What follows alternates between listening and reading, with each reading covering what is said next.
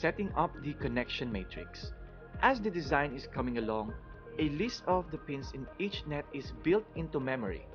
The type of each pin is detected, then each net is checked to see if there are pin types that should not be connected to each other. For example, an output pin connected to another output pin. The connection matrix tab of the project options dialog is where you configure what pin types are allowed to connect to each other. For example, look at the entries on this right side of the matrix diagram and find the output pin.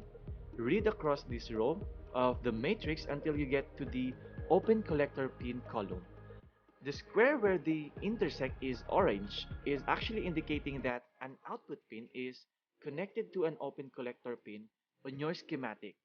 Now, this will generate an error condition when the project is compiled. You can set search error type with a separate error level from no report to a fatal error. Click on a colored square to change the setting.